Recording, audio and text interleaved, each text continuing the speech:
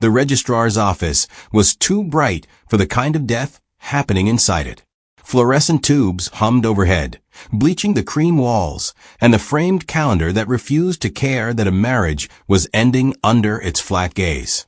Zerla Menson sat at the edge of the wooden chair, back straight, palms dry, eyes steady on the document in front of her. Petition for dissolution of marriage, it read, as if it were discussing the removal of old paint, not the uprooting of vows made with shaking hands and hopeful hearts years ago. Across from her, Oda Menson shifted impatiently in his seat, the leg of his designer trouser brushing against the chair with the rustle of someone in a hurry to be free. The lawyer droned through legal terms, but each word floated past Zerla like distant radio noise. Her fingers, slender and calm, closed around the pen. It felt too heavy for something so small, as if every betrayal, every unanswered call, every hollow evening had melted into liquid lead and settled in that ink tube. Inside her handbag, nestled between a worn leather wallet and a folded handkerchief, a different kind of truth lay hidden. A slim plastic stick wrapped carefully in a white scarf that used to belong to her mother. 2 red lines, bold and indifferent, had appeared that morning in her tiny bathroom, cutting through the steam from the shower and the roaring in her ears. She had stared at it for a long time, half expecting it to fade, to apologize, to change its mind and return her to the certainty of emptiness. But it stayed, a quiet announcement that beneath her ribs, in the quiet darkness of her womb, a life had begun without first asking if the timing was convenient.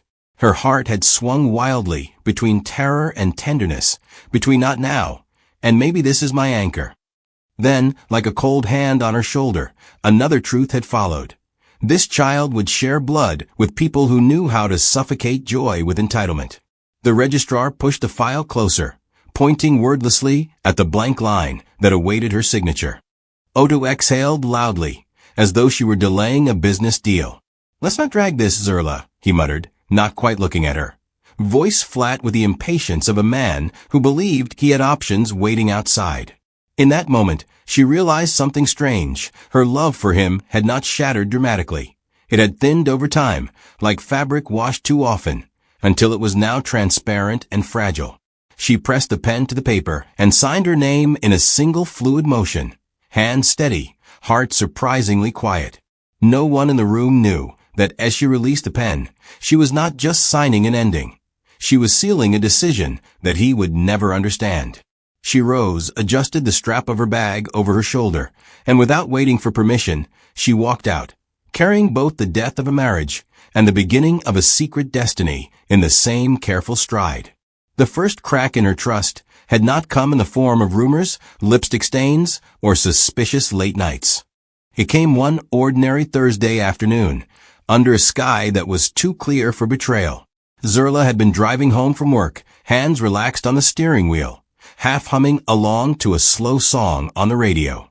Traffic was thick but not hostile, the kind of slow-moving congestion that allowed thoughts to wander and eyes to drift from billboard to billboard. Her phone was in her handbag, connected via Bluetooth to the car's audio system, silent and obedient. Or so she thought. At first, she heard only a faint rustling, then a laugh, familiar, rich, and unmistakably Odo's.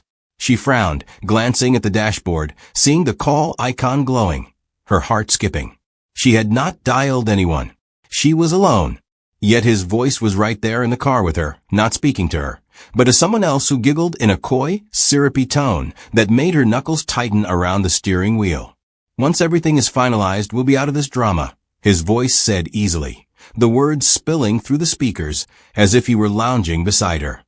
"I told you, we rushed into that marriage. It was never supposed to be this deep." The woman's laughter tinkled again, followed by the sound of movement, like fabric brushing against seats. "So when is the new life starting?" the other woman asked, a teasing lilt in her question. "Soon," he replied. "Once she signs, I'm done pretending." Something inside Zerla went very still, like a curtain falling in a windless room. The traffic ahead blurred for a moment, her vision narrowing to the glowing call icon and the realization that her husband's phone had accidentally auto-connected to their car, revealing a conversation that was never meant for her ears. She didn't honk. She didn't cry. She simply indicated and pulled the car to the side of the road, placed it in park, and listened until the connection suddenly cut off, as if the universe, having done its duty, had no more to say. When her phone buzzed minutes later with a message from him, heading into a meeting, might be offline for a while, a bitter kind of calm settled over her. She drove home on autopilot, each turn familiar, each street a blur of colors and faces that meant nothing.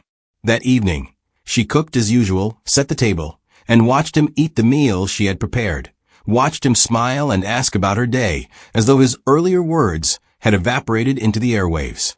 She said little, nodding, storing away every detail. The way he wiped his mouth with the back of his hand, the way he avoided her eyes when he lied casually about his back-to-back meetings. It was not the cheating itself that finished something in her. It was the rehearsed ease of his deception, the comfort with which he carried a double life.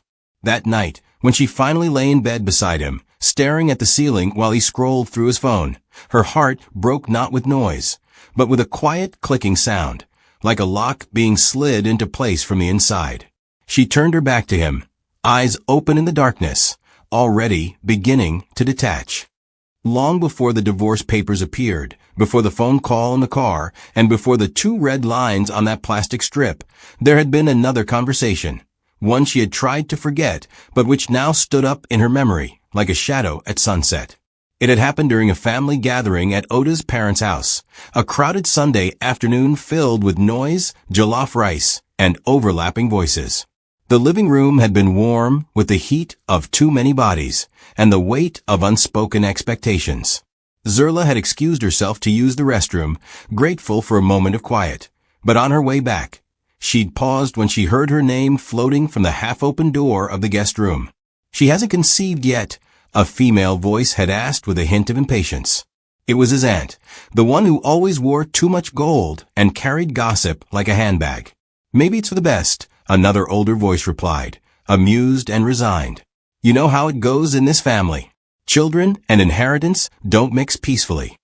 Zerla had stood very still, her hand on the wall, heart pounding in her ears as she listened. The aunt laughed, low and bitter. "Please, after what happened to your sister, I told myself my sons will never suffer because some woman decides to trap them with a child. All those pregnancies that ended in mysterious complications during court walla, I still say some women brought it on themselves, trying to use babies as bargaining chips." There had been murmurs of agreement, someone clucking their tongue, another voice chiming in about how no outsider will use a child to hold this family hostage. The words fell like stones into Zerla's chest. She had known they were controlling. Yes, she had known they could be overbearing. But this casual discussion about lost pregnancies, inheritance fights, and mysterious complications, spoken with such chilling detachment, felt like hearing a confession from people who did not see children as lives, but as leverage. She had returned to the living room with a smile pasted on her face, her mind racing. Every time someone asked, "So when are you people giving us a baby?" she heard something else. "When will you present a pawn for us to move around?" That night, she tried to share a watered-down version of what she overheard with Odu, but he brushed it off with a shrug. "That's just old people talking nonsense," he said. "You worry too much." The dismissal had stung, but she buried it, choosing peace over confrontation. Yet the words never quite left her. They lingered like a warning written in invisible ink, waiting for the right chemical to make them glow. When she later discovered her pregnancy, that conversation resurfaced in full color, sharp and terrifying. Suddenly, it wasn't just about a cheating husband or a broken heart. It was about the kind of world her child would be born into, the kind of family that might see that child as a tool or threat. In that dark tangle of fear and instinct, a fierce resolve took root. If they could not value life beyond inheritance, then they would never even know that this particular life existed. The decision to leave did not arrive with a shout. It came like rainfall that had been threatening all day, finally surrendering to gravity. After the call she overheard in the car and the memory of his family's chilling words, the divorce was no longer a dramatic possibility. It was a quiet certainty. Still, execution required a different kind of strength. One evening, after dinner, she stood in their bedroom, looking around at the life they had built. The carefully chosen curtains, the framed wedding photo on the wall, the wardrobe neatly divided, his side, her side. Her eyes settled on the photo, on the younger version of herself smiling with blind trust beside the man who had promised to cover and cherish her. She walked over, lifted the frame gently, and placed it face down on the dresser. The sound it made, a soft, dull tap, felt like the closing of a chapter. She began packing not with haste or panic, but with intention. One suitcase for clothes, one small box for essential documents, one hidden compartment in her handbag for her pregnancy test and prenatal card. No sweeping of shelves, no tearing of photos, no melodramatic destruction. Just a clean extraction. The next morning, she called her lawyer from the office bathroom, her voice steady as she requested a meeting and explained her decision. There was no tremor when she said, "Yes, I want to proceed." When the legal process started, she became almost clinical, showing up for appointments, answering questions, signing where needed. People around her noticed she was quieter, more withdrawn, but no one knew the weight she carried carefully under her loose blouses.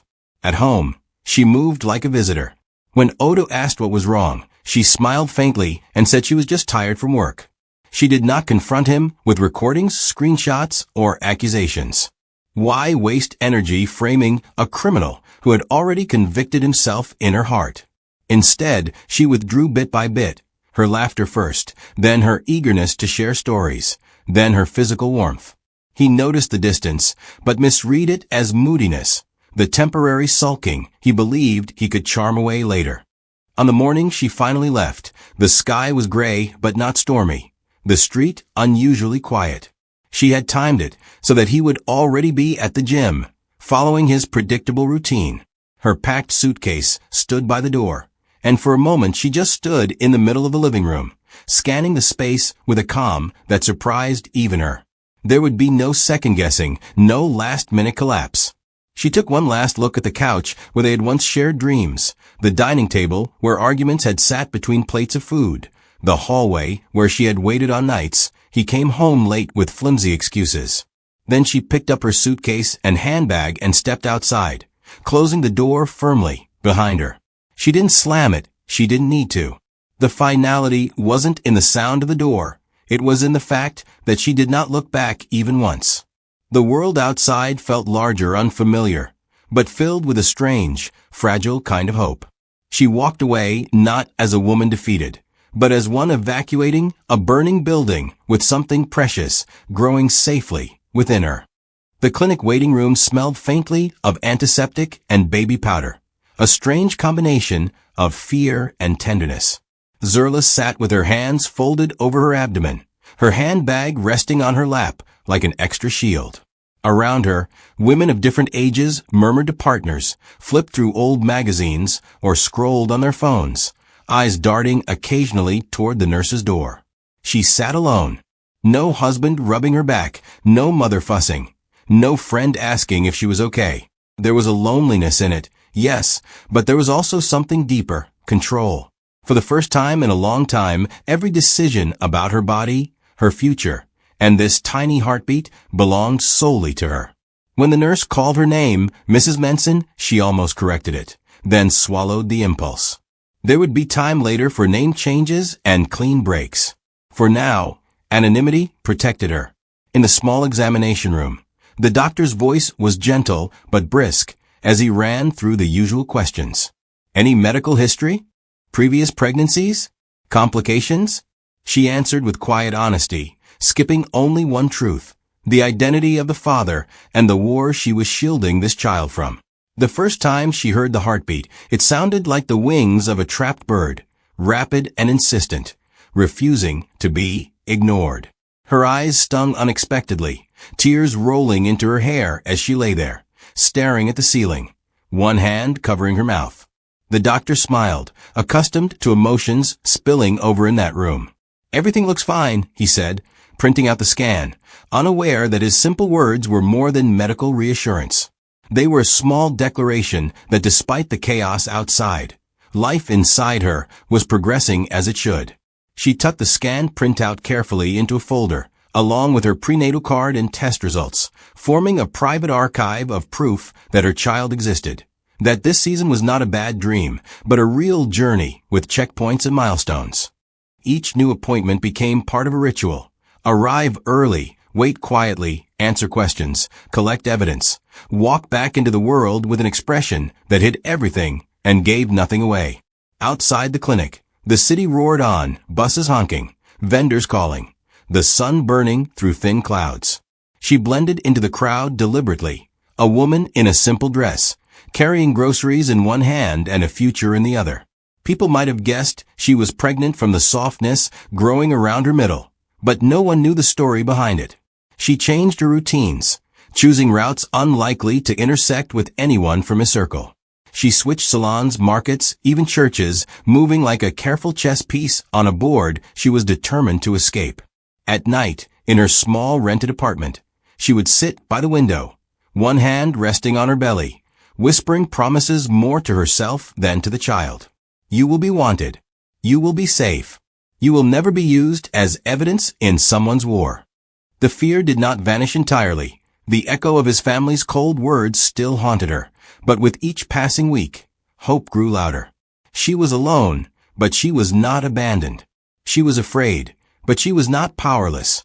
And as the months unfolded, it became clear that while he had chosen a new life without her, she had chosen a new life that did not require his permission to exist. The first thing Oda did after Zerla left was celebrate his freedom like a man who had just escaped a burning house without realizing he himself had lit the fire. He didn't mourn the silence that followed her departure. He filled it with noise, movement, and a new face that laughed louder than Zerla ever did. Her name was Nessa. She was loud where Zerla had been calm, expressive where Zerla had been reserved, extravagant where Zerla had been practical. Within 2 weeks of the divorce filing, Nessa had unofficially moved into his apartment, her heels clicking against the tiled floors, as though she owned the space just by occupying it. He introduced her everywhere with a careless confidence, telling friends she understood him better, as though understanding was a competition and not a covenant. People smiled, nodded, toasted him. Nobody asked what happened to Zerla. In their world, relationships expired like cartons of milk, and new ones were picked up from shelves without shame. Oda loved the attention, loved the questions, loved the congratulatory laughter that disguised curiosity as support. On social media, his life transformed into a parade of smiles, weekend trips, restaurant dates, and filtered happiness. Photos of him and Nessa flooded timelines on beaches, in hotel lounges, on rooftops overlooking the city lights. The captions were always carefully crafted. Fresh beginnings. Peace of mind is priceless. Sometimes you need to choose you. Each post felt like a deliberate announcement to the world that he had lost nothing by losing his wife. He told himself this story too, until it began to stick. When friends asked if he ever thought about Zerla, he laughed and waved a dismissive hand. That one? She was never meant for my kind of life, he would say, leaning back confidently. He convinced himself that stability was boredom, and that chaos was passion, that Zerla's silence had been suppression, and Nessa's noise was freedom. In truth, he was running from guilt, from reflection, from the quiet mirror that would have forced him to see his role in the wreckage. But while his outer life glittered, a subtle rot had begun inside. The apartment, once filled with quiet order, now overflowed with Nessa's scattered belongings, half-empty shopping bags, and loud music that played long after midnight. He noticed, occasionally, the way the kitchen counter was no longer wiped clean every night, the way arguments now replaced conversations, the way laughter sometimes felt forced. Still, he pushed these tiny observations aside. He had chosen this road. He would walk it loudly if he had to. He refused to admit that he missed the way Zerla used to sit near the window every evening, reading in silence, occasionally looking up to ask how his day went, as if his day still mattered when the outside world had exhausted him. The call came on a rainy evening when Oda had just returned from a fight with Nessa over something as trivial as a forgotten grocery list. He had tossed his wet jacket over a chair and collapsed onto the sofa, his mind buzzing, his chest tight with unspoken irritation. When his phone rang, he almost ignored it, assuming it was another argument waiting to happen. But the number was unfamiliar. Out of boredom more than curiosity, he picked up. The voice on the other end was professional, formal, almost rehearsed. "Good evening, Mr. Menson. We're calling regarding your sports betting ticket placed last month. You have won." At first he scoffed, thinking it was a scam, some desperate fraudster trying to test his patience. But when the details began to match, the exact game, the odds, the ticket confirmation number hidden somewhere in his app, his body froze. His heartbeat slowed, then accelerated so hard he could feel it in his ears. By the time the amount was mentioned, his entire perspective on life tilted. It wasn't just a win. It was a miracle served digitally. A number he had once only seen attached to politicians and lottery headlines now belonged to his account.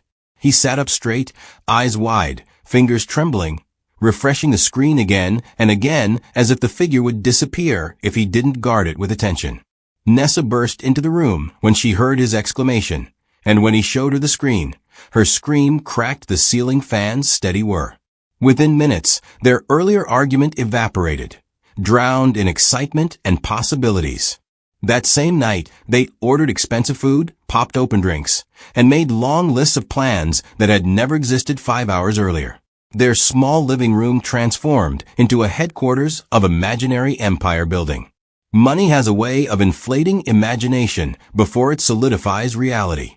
Within weeks, Oda upgraded everything: car, apartment, wardrobe, associations. He started walking differently, speaking differently, even breathing differently. People he had not seen in years resurfaced, smiling widely, calling him brother, boss, chairman. He invested in businesses he barely understood, handed out loans like blessings, and began to believe luck had chosen him for greatness. Nessa, now moving like a queen with fresh jewels, began documenting their lifestyle online more aggressively. Their story turned into a spectacle. From heartbreak to breakthrough, they called it. But what Oda did not realize in all his loud celebration was that jackpot money is like an ocean wave, powerful, beautiful, but temporary.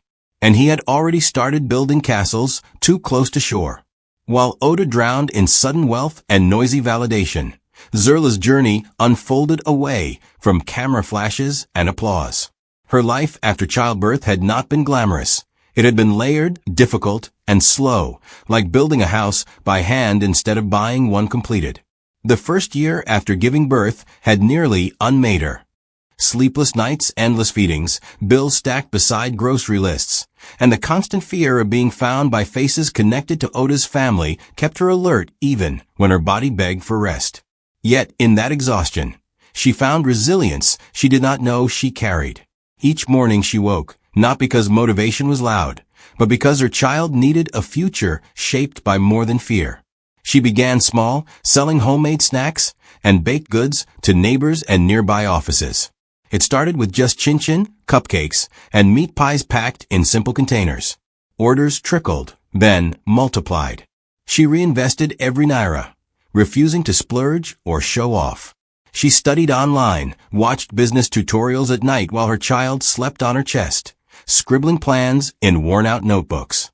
Little by little, her tiny kitchen business expanded. A small rented space followed. Later, a signboard. Her name printed, not as a signature on divorce papers, but as a brand on a door. Zerla Bakes & Co. That name did not scream wealth, but it whispered stability in a world that had once almost swallowed her. And on some evenings, when the city dimmed and silence settled around her tiny apartment, she would sit with her son sleeping beside her, watching his chest rise and fall, and feel a strange peace. Not happiness without scars, but a calm that came from knowing she was no longer surviving someone else's decisions. She didn't follow Otu online. She didn't track his life. His existence stayed like an old book on a forgotten shelf, somewhere behind her, gathering dust. What she focused on was forward. Fees, savings, expansion, her child's health, her own healing. Without applause, without witnesses, she was building a life that didn't need his collapse to justify her rise. Oda's world had become a theater of noise, celebration, and performance. Everywhere he went, people recognized him not for his character, but for his sudden fortune. He became a regular presence at social gatherings, charity events he barely understood, and exclusive parties he had once only seen on blogs. Nessa thrived in this environment, her dresses sharper, her makeup bolder, her phone never leaving her hand as she recorded every moment, transforming their relationship into content. She branded him as her miracle man, the one who came from pain into abundance, the symbol of starting over. His followers grew, his mentions multiplied, and his name started appearing in circles that had once never returned his calls. Internally, however, cracks began forming quietly beneath the celebrations. He invested in ventures he didn't research, trusting smiling advisors with polished shoes and empty promises.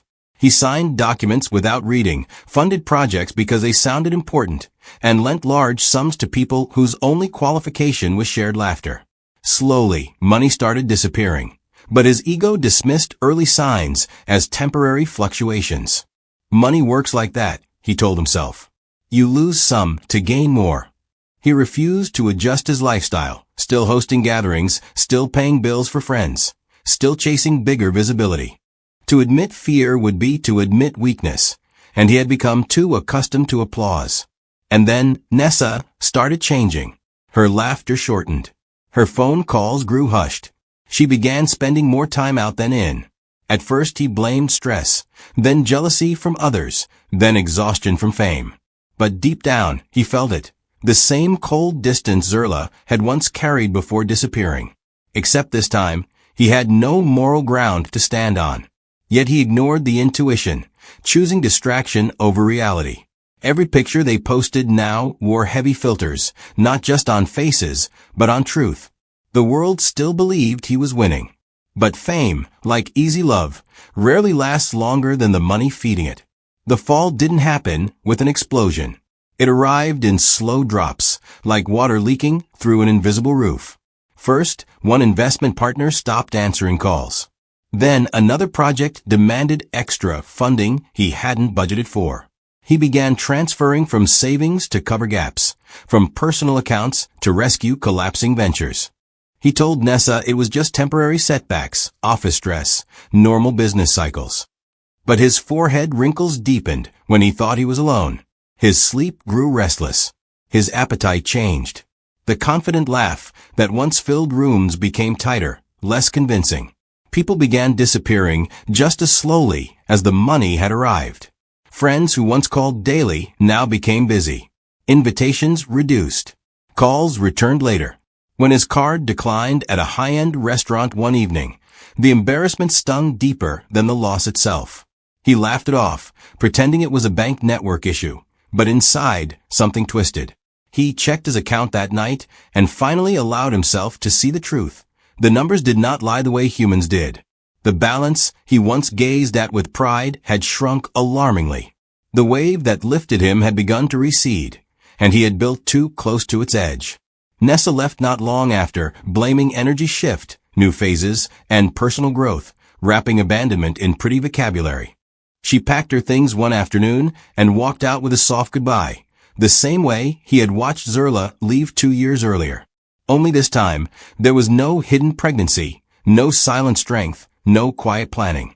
There was just him, standing in the middle of an apartment that suddenly felt oversized and empty. And slowly, painfully, reality began to settle. The money was fading, the fame was dying, the noise was quieting. And somewhere out there, a life he had thrown away might now be the one he needed most.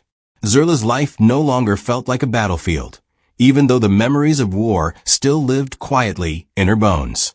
2 years had passed since she signed those divorce papers. 2 years since she carried both heartbreak and unborn life in a single handbag. Her son now walked steadily on small feet, his laughter filling corners of the tiny apartment that had once echoed only with exhaustion. His presence changed the air entirely, no longer heavy with survival, but filled with small routines, small victories, tiny joys. Shoes left near the door, scribbles on notebooks, half-eaten biscuits on the couch. He didn't know the story he came from. He only knew warm hands, safety, and a mother who looked at him like he was both wound and healing. Her business had grown beyond her initial imagination. It wasn't flashy, not yet, but it was solid. She delivered for office events, birthdays, small weddings. Orders came in regularly. Her hands had become confident with flour and numbers alike. She learned to negotiate contracts, manage suppliers, and build customer loyalty without begging or overselling. She hired 2 assistants and paid them fairly, treating them the way she wished life had once treated her.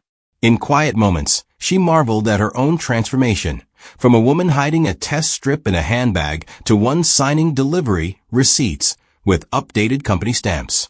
Every signature now meant expansion, not loss. Yet, despite stability, she didn't let pride take root. Every night, when the world dimmed and her child slept curled beside her, she talked softly to the silence. She spoke of dreams, fears, what-ifs, and unseen futures. She didn't ask life why her marriage failed anymore. Instead, she asked what more life wanted her to become.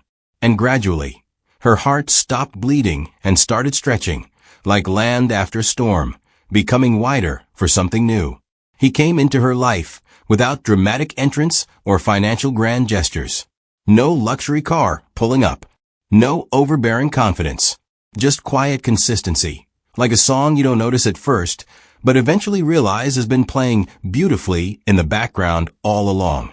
His name was Dare Akinwale, and he owned a modest architectural firm not far from where her bakery operated.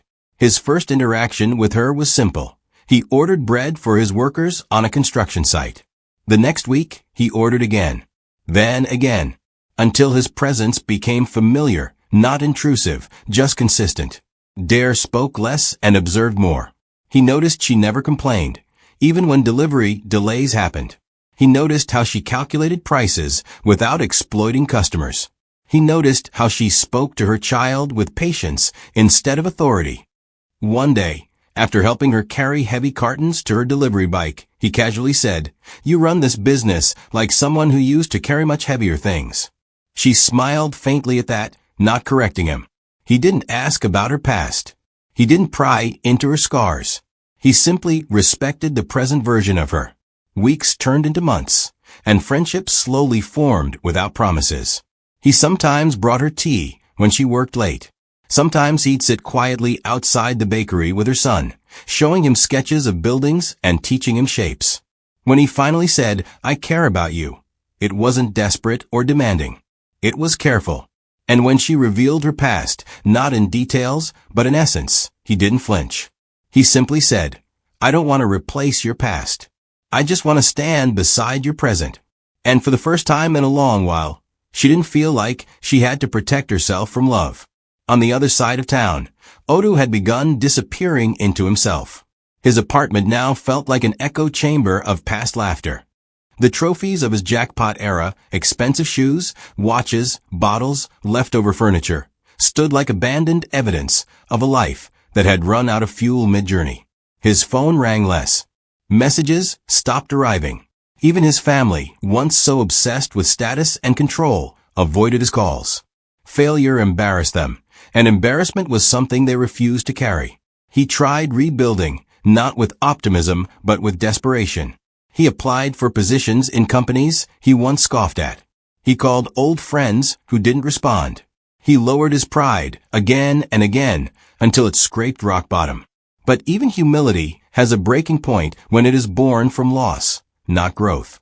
His nights filled with restless pacing, regrets looping around his brain like broken records. He found himself replaying moments he once thought insignificant. Zerla silent in the car, Zerla turning her back in bed, Zerla walking out of the apartment without raising her voice. One evening, in a moment of bitterness, he tried searching her name online. He didn't know what he expected, maybe to prove she was struggling, to feed his ego with imaginary suffering. Instead, he found her business page. Simple, clean, active. Photos of pastries, smiling customers, a child's toy at the corner of one photo. Something clenched. He stared, not at the cakes, but at the patterns of stability he had once failed to value. It hurt him that she had flourished without him. And even more, that she had never once tried to call him back. It wasn't the bakery page that destroyed him. It was what came next. through a mutual acquaintance, someone who once worked with him before his jackpot phase, he heard a casual conversation that rearranged time in his head. By the way, didn't you hear? Zerla had a child after you people split. At first he laughed, not because he found it funny, but because it didn't enter his mind correctly. A child? With whom? When? The man looked at him strangely. You didn't know. The questions started clawing. His thoughts moved backward rapidly, to the weeks before the divorce, her silence, her withdrawal, her calmness while signing those papers. His stomach twisted with realization. The pregnancy test. The hidden secret. The reason she disappeared cleanly. The sudden clinical voice of his aunt discussing children and inheritance. Everything merged into one horrifying possibility. He didn't sleep that night. He sat on his bed, staring at nothing, imagining a small version of himself running around somewhere in the world, breathing, laughing, existing without his knowledge. The realization crushed him more than the loss of money ever did. Because money could return. But time lost with a child? That never rewound. 2 years after she signed the divorce papers, he finally gathered the courage to go looking. Not as a proud man, not as a vindictive one, but as someone whose ego had been beaten into honesty. He didn't show up in a car or expensive clothes. He walked. The city had changed, but some addresses remained the same. He stood outside her bakery one afternoon, watching through the glass as she moved between counters, handing out orders, smiling softly at customers. He almost didn't recognize her, not because she changed, but because peace had softened the sharp edges he once caused. Then he saw the boy, light on his feet, small hands gripping a toy. His eyes, not imagined, real. And in that moment, he knew he hadn't just lost a wife. He had lost a timeline. His hands trembled as he stepped forward, opening the door slowly, the bell announcing his entrance like a verdict. And she looked up, not shocked, not angry, just aware. The moment Zerla's eyes met his, the air didn't crack, didn't freeze, didn't explode the way movies make such reunions dramatic. It simply tightened, like a thread pulled carefully across stretched fabric. She had imagined so many versions of this day without knowing it. Him angry, him proud, him bitter, him victorious.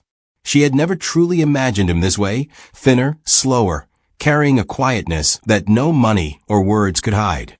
For one brief second, her mind traveled backward to years ago.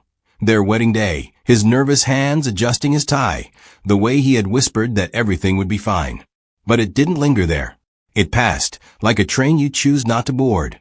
He stood awkwardly near the counter as customers moved around him, his presence almost swallowed by the everyday movement of her life. The most painful part for him wasn't the fact that she looked strong. It was that her strength no longer involved him. She didn't drop anything. She didn't stop breathing. She didn't ask him why. She simply wiped her hands on a napkin and nodded slightly. "You're blocking the microwave," she said gently, not as an insult, not as a greeting, just a statement of reality. He stepped aside immediately, embarrassed by the normalcy of her tone. And then the boy stepped closer to her legs, clinging to her jeans without understanding the storm standing in front of him. Zerla placed a calming hand on his head instinctively, not afraid, not defensive, just protective. That simple gesture carried more weight than any angry speech could have. Otis stared at the child with a strange mix of disbelief and longing, like seeing a dream that had already decided not to wait for him. His voice finally came, broken and low. "Zerla, we need to talk." And for the first time in years, she didn't walk away. They didn't talk inside the bakery. She didn't want the past interfering with the present of customers and ovens and everyday life. So she asked one of her assistants to take over for a while, and stepped outside with him after closing early that afternoon. The sun had started lowering itself into the buildings, casting warm gold across concrete streets that had no idea how much truth was about to be spilled. He followed her quietly to a bench near the closed shop next door. No audience. No drama. Just two people whose history had outgrown shouting. "You came not because you love me," she said, looking straight ahead. "You came because you heard something." He swallowed hard but didn't interrupt. So she continued, "Yes, I had a child. Yes, he's yours. And no, I didn't hide him for revenge." She finally turned her head. "I hid him because your family has a history of destroying anything that threatens their control." His face tightened. He wanted to deny it, but she was already speaking. She told him about the day she overheard his aunt, about the conversation in the guest room, about the casual way they spoke of miscarriages like financial losses. She described the coldness in their laughter, the way they discussed children like leverage points. Her voice didn't shake. It carried memory, not emotion.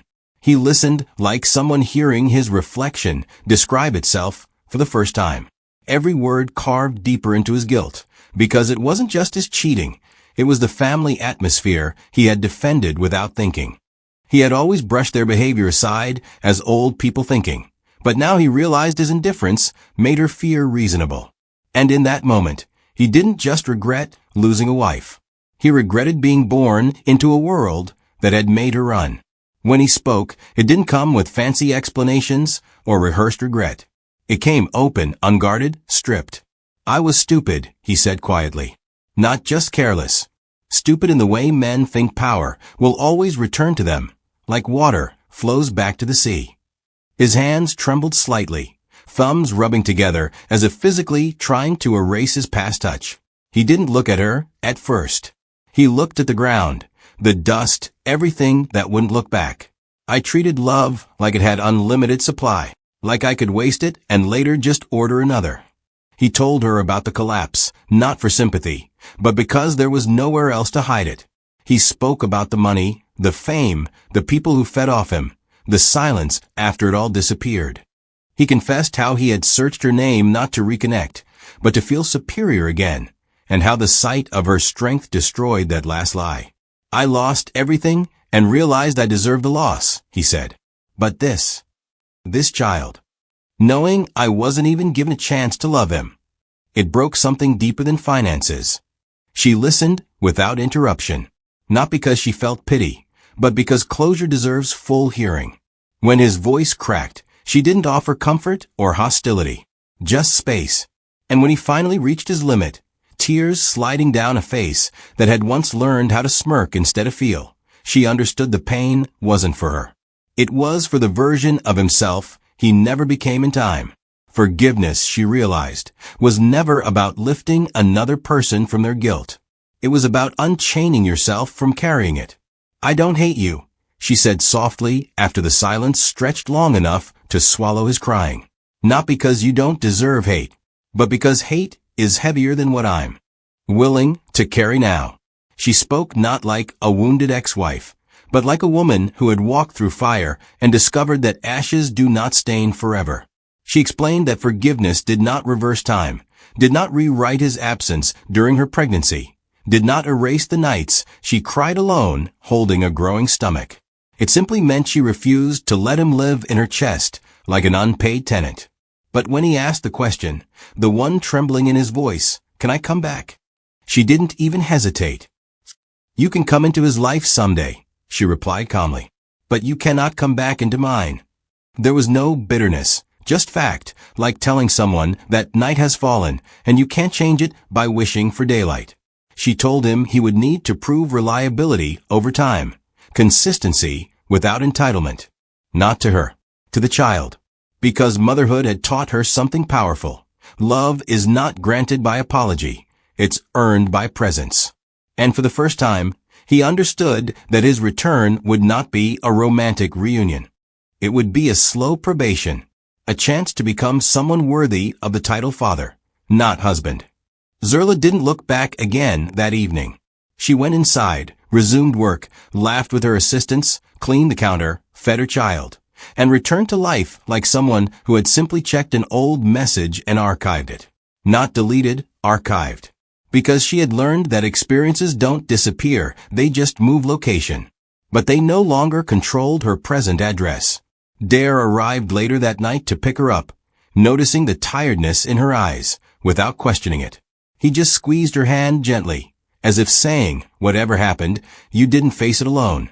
In the car on the way home, she watched the streetlights stretch into themselves like tired stars. Her son slept quietly in the back seat, unaware that his existence had reshaped destinies without making noise. She didn't feel victorious. She felt complete. Not because she had outgrown hurt, but because hurt had stopped defining her. The chapter with Odu had closed without erasing itself. It simply sat behind her, a completed page, no longer a bookmark interrupting the current story. And as life moved forward, with business growth, with motherhood, with steady love, with quiet strength, she made one vow softly to herself. She would never again build a life that required someone else's destruction to feel meaningful. Her happiness would stand on its own foundation, not on the collapse of another's world. And outside her moving car, the city continued, unaware that somewhere inside it, a woman had just finished choosing herself.